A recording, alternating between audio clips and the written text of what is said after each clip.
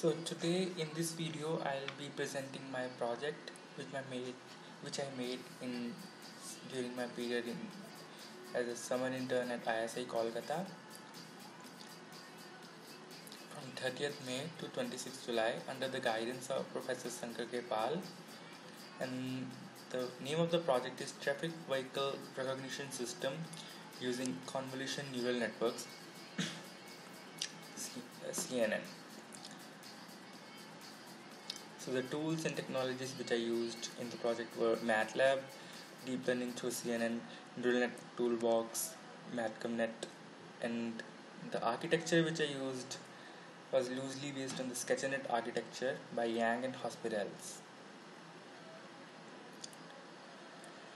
Traffic Vehicle Recognition System mainly consists of two components, CNN training and then object segmentation. Now the sequence of procedures followed for those two components are: first, image classification and training, and this includes the collection of data and sampling and labeling, and then data augmentation and shuffling. Shuffling is very much necessary for randomly selecting the data out of the dataset so that the network which we are training doesn't memorize the data and the overfitting doesn't occur. And augmentation was useful in augmenting the data to almost double the amount of the original data without even collecting new data. And then construction of CNN architecture is the most important part while CNN training, and also the training the data, which includes heuristics for setting up hyperparameters, because there are possibly very no predefined rules. How can you set the hyperparameters for training? You just have to test and try and use ad hoc heuristics to find the correct and possibly the optimized combinations of all the hyperparameters, namely learning rate drop period, and learning rate, and stochastic gradient of movement descent method or batch gradient descent method, whichever suits you best. And then after choosing the hyperparameters and after the successful training of the data, you have to test and validate. So testing and validate is very much required to actually tell the accuracy of the whole architecture. And then after the training part comes another component, object detection and recognition. So in this component, fixed camera video input is provided to the MATLAB program, and pre-processing and normalization is done on each frame of the video input so that the image can be used for CNN architecture, CNN classification more effectively. And then background is detected from the video source after running through a few frames, and whichever the object and the pixels are occur most number of time in the frames is chosen as the background. And foreground detection works the basic principle by subtracting the each frame from the background, and object detection is applied on the foreground which were earlier detected by segmenting using blob analysis. And before the segmentation part, the image, the foreground which we acquired earlier is cleaned by using the concepts of image erosion and image dilation. And after the segmentation, these segments of the objects is given to the trained CNN network for classification, and these classification results are appended to the labels of the segment and the ultimate output, the video feed. Training and testing data was collected by cropping out the images of the vehicles and the non-vehicles and other things from CCTV footages and fixed camera video input footages for various traffic signals in Kolkata. And CNN architecture which I have used in my project is shown here. It consists of 5 convolution layers and 3 fully connected layers, and the last layer is used for softmax loss and then the classification. And ReLU, I have used ReLU as an activation function because it's more popular and effective today as shown in the various research papers. And max pooling is done to reduce the size and the resolution to make it work on my system, which is of low grade hardware, but still the accuracy shown by this architecture shows that how powerful CNN is actually a tool for machine learning.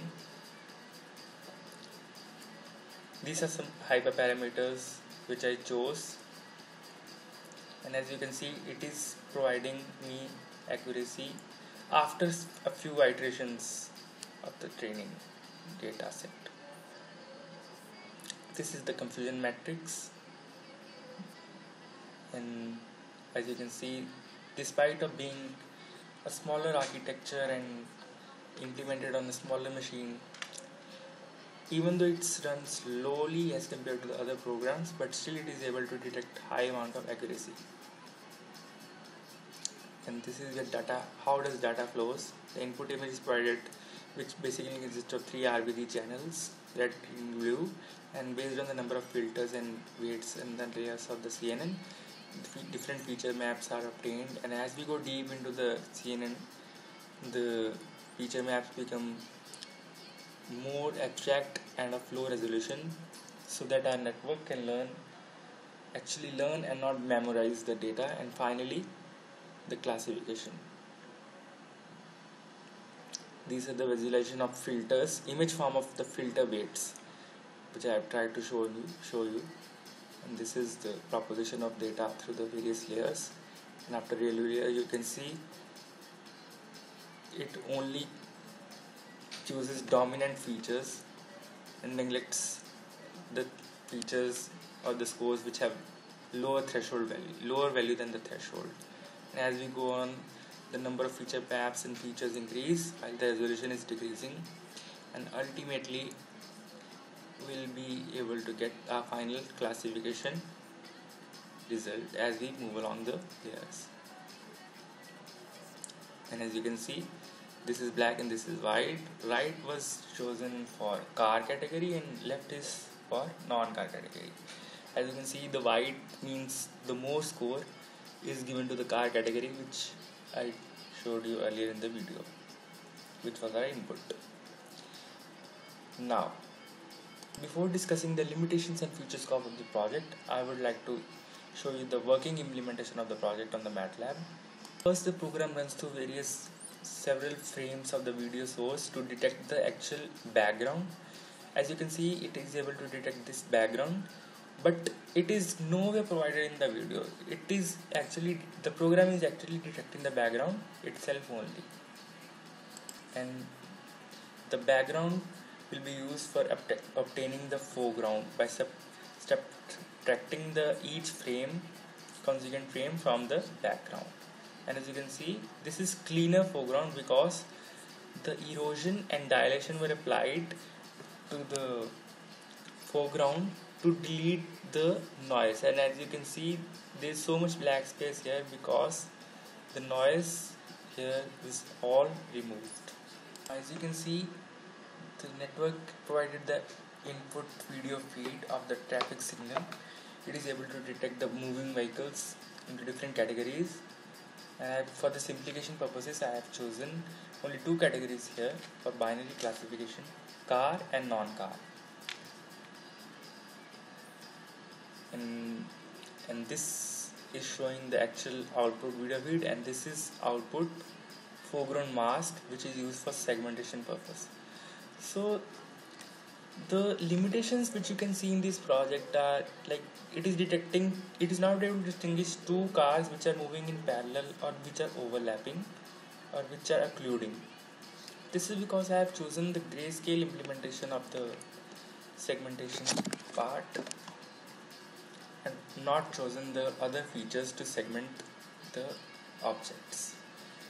The one reason is due to the short span of this project and not being able to implement the more robust uh, methods of segmentation like hierarchical and graph based segmentation, etc., which which use more defined features such as contours, edges, colors, and other such things to actually segment the objects.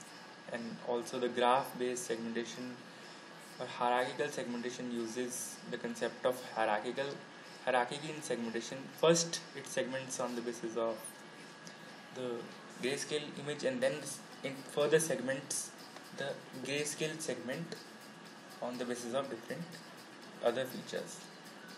And here you can see it detected 3 cars as one only. Now, but despite of it being not able to detect those overlapping cars or overlapping vehicles, it is still a very good outcome of the project of summer as a summer project, because this project can be further expanded and pursued by different academicians or students or anyone who is willing to do so with more robust techniques and with the proper amount of time and proper amount of work. It can be used as an industrial level project and actually be deployed in the real life. And the second purpose of choosing grayscale segmentation in this was due to the inavailability of more hardware, more robust hardware. As my PC, the CNN architecture, you can see it's still running frame by frame very slow because of the i3 processor and the 1 GB graphics card. Even on the i7 processor, it will not be able to effectively run those higher methods like graph based segmentation and others, because first they are not properly optimized now and the research is going on in that area. And also, even if they are being used, they require supercomputers or different server level computers and processor to implement and apply those methods. So lots of research is going on in this area, and I would like to tell you that there's a lot of scope in this project to pursue it further. As far as CNN part is concerned, this architecture which I made can be tested on other datasets also for its accuracy. And also this I am using it for classification of vehicles. We can also use it for counting the number of different vehicles for easy toll tax collection or monitoring the traffic, as I am going to show in the next example. This can be used to count the number of cars moving on the road. So in this example, this is actually counting the number of cars moving on the road or the vehicles in the car category. Buses are included in the car category. And yes, at last I would like to thank you all for showing the interest in this video. And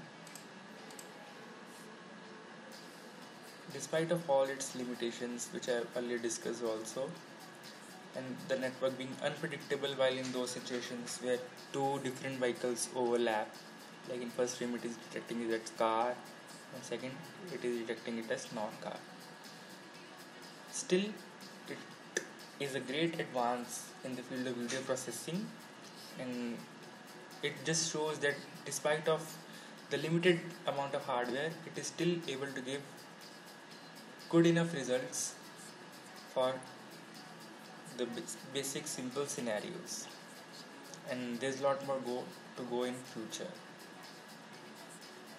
So these are future scope which the project can be pursued further. Thank you for listening. Goodbye.